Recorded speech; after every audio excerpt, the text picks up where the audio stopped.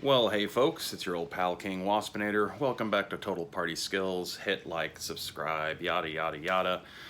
Now, if you're looking to get into Riffs using the original Palladium rules, or if you're using Savage Worlds, in either case, the old series of Riffs Worldbooks hold a wealth of information that even if you're not going to be using the specific stats from it, if you're using the Savage Worlds variant, just in terms of just information about the setting, potential adventures, NPCs to adapt, and all that other kind of stuff. There's tons to be mined out of these books still, and so I'm going to run through what I consider to be my top 20 just of the world books.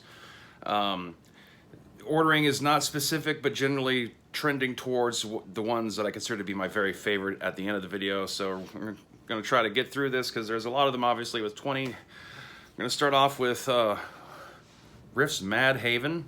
It's just a nice, quick, simple little location for characters to explore based out of the haunted ruins of New York City. Has some like inner secrets if you want to delve more into the origins of the Mystic Knights from the Federation of Magic, and a good touching point for characters to go down into the East Coast to encounter the Cimmerian Nation, potentially encounter Splugor slavers, even bring in black market operations out of Montreal and Old Bones, and or have like the Free Quebec Navy. And as a contact point, since it's on the coast, you can also have it be a bridging point, for characters from the European theater. Just all around is just a nice, quick, easy source book for an interesting place to go and visit. The mutants are weird, to say the least. It's not necessarily a great ideal location as a base for player characters to come from or operate out of. It's really more of like a place for a campaign to touch upon and visit maybe. For characters from Northern Gun or Laszlo or New Laszlo, or maybe even some of like the free cities down there south of Arkansas and into Texas. It could be an interesting destination for a scientific or research or archaeological expedition to go to, not realizing all what they're walking into. It's not bad. Next up, Riffs Arsenal. Similar to Mad Haven in that it covers a specific location of basically expanding some of the information in New West about the state of Arizona, the city Arsenal itself, which is a techno-wizardry city built in the Grand Canyon.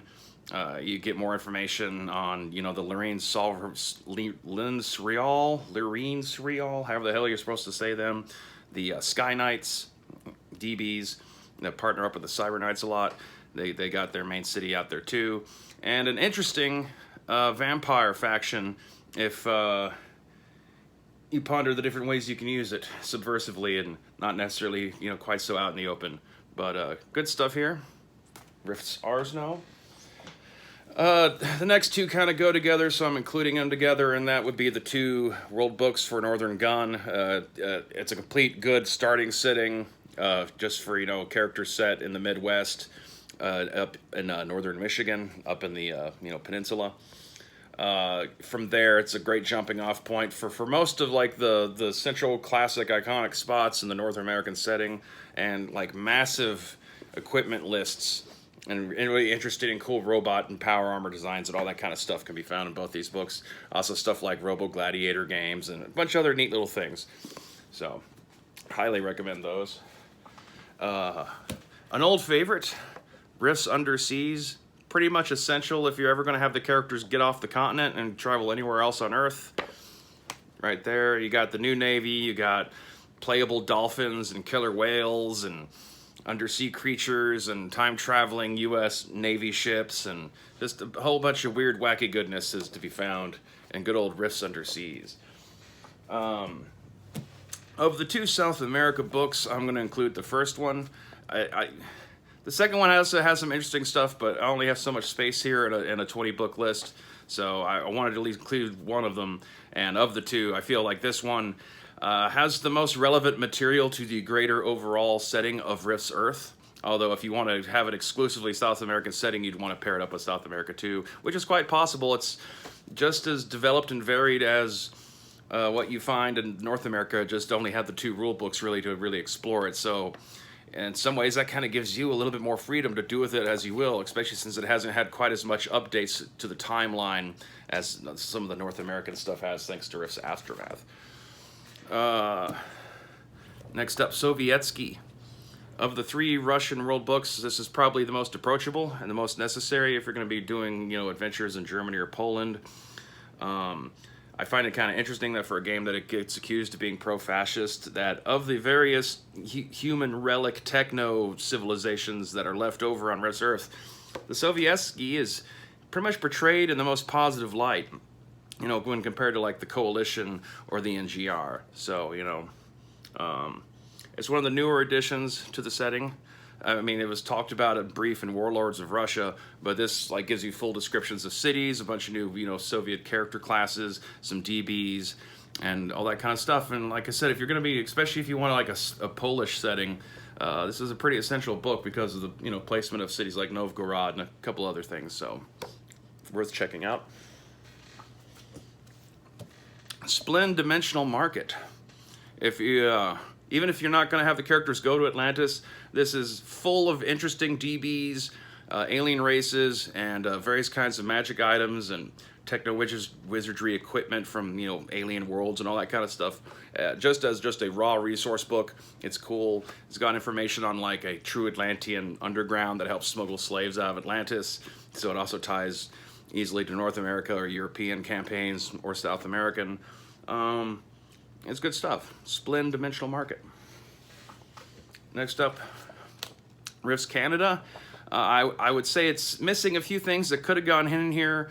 Apparently now, all these years later, we're actually finally going to get some source books on the city of Laszlo, which is based on top of Toronto, which should have been included in this anyway. But it's still just an overall a solid read and a good world book that covers close to half of the entire North American continent, so worth checking out. Cyscape. You want to expand upon your plots with psychics, and you want to introduce stuff like Psychola into the game.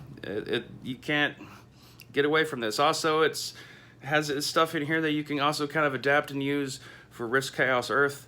If it has any one significant flaw, I'm not terribly fond of Nixla, and I tend to just kind of assume it's already been resolved in the background of the game, but there's still like 95% of this book is super useful. So, and hell, you might like the Soul Harvesters and Nixla and all that kind of stuff. How many world-ending threats can be going on at once is kind of more my thing. You gotta choose your battles. Juicer Uprising. Even if you're not a super big fan of juicers and don't want to use all the at times kind of screwy and overpowered variant juicers that are in this book, the fact that it has information on Kingsdale and Los Alamo and it's a bunch of stuff about gladiator games and death sports, and it's just a good overall kind of general resource book for the southern half of the North American setting before you get down to Mexico. And it's one of the pivotal adventure points where even if you don't want to actually run through any of the events of the Juicer Uprising, it gets referenced a lot in the timeline of Riffs leading up to the year 110. So it doesn't hurt to know exactly what the hell was going on there. So Juicer Uprising, the first and the original, which is hard to find because it's now the new revised edition of World Book 1 Vampire Kingdoms. It gives you tons of info on running, killing, creating, portraying vampires in the Rift setting, vampire hunters.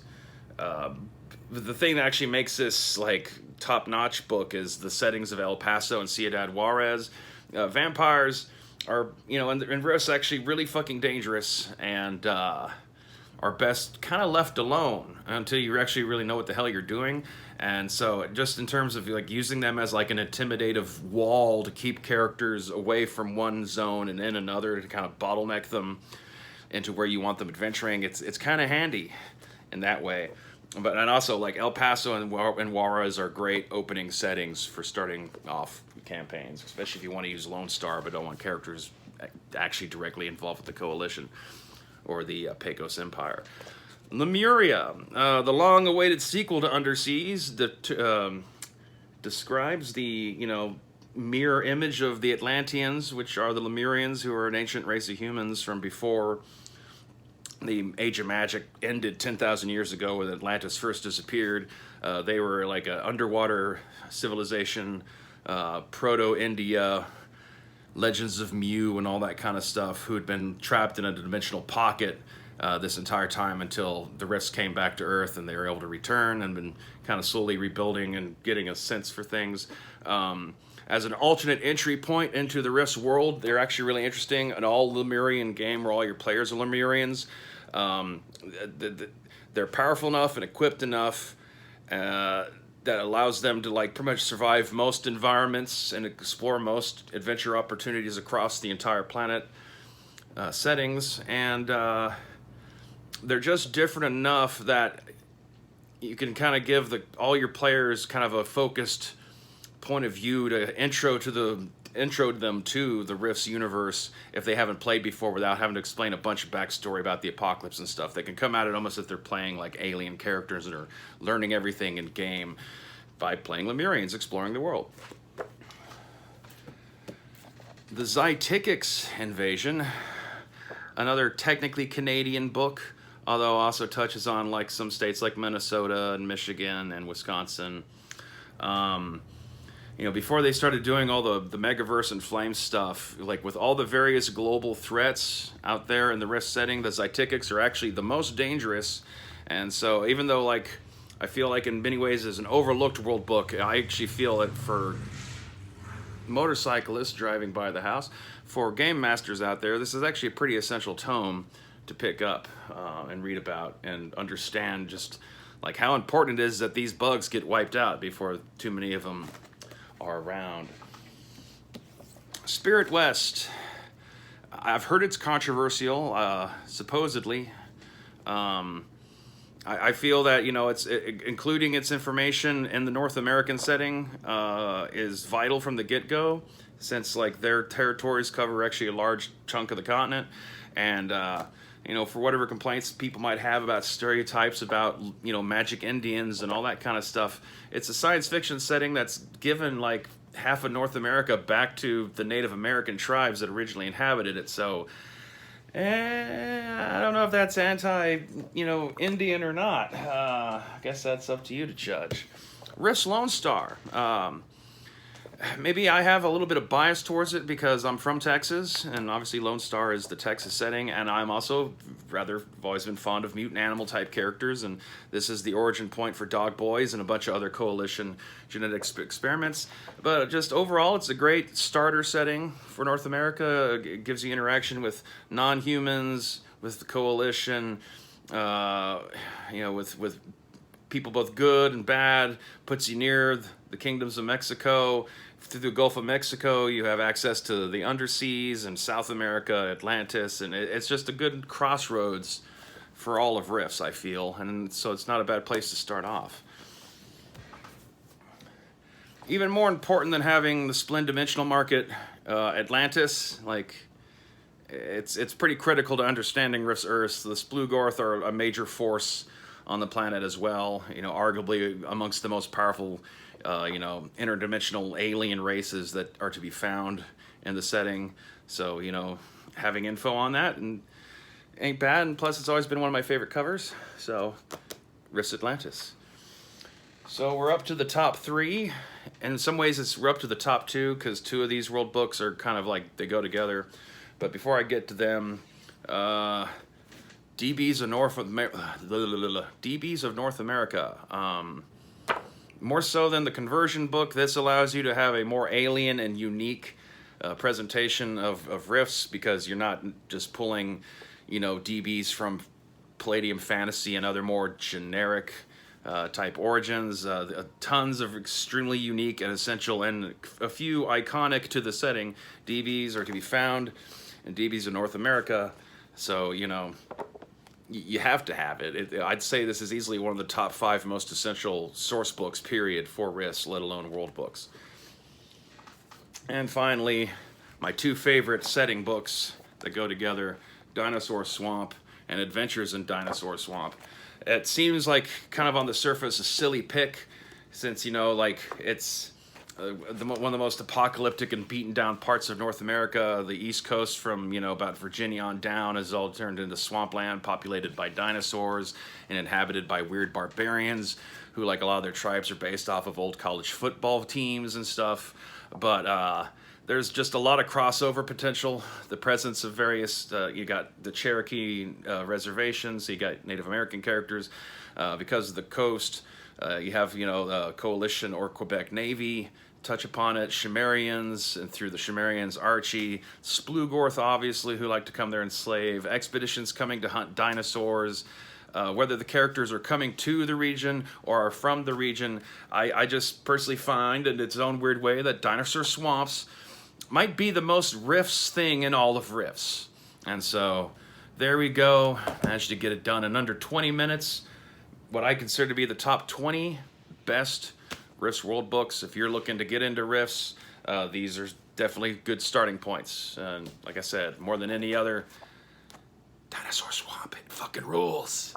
Anyway, leave comments, hit buttons, stay waspinated, merry holiday of choice, and go home. Get off the internet. Smash your computer. It is time to smash the computers and overthrow a robot overlord.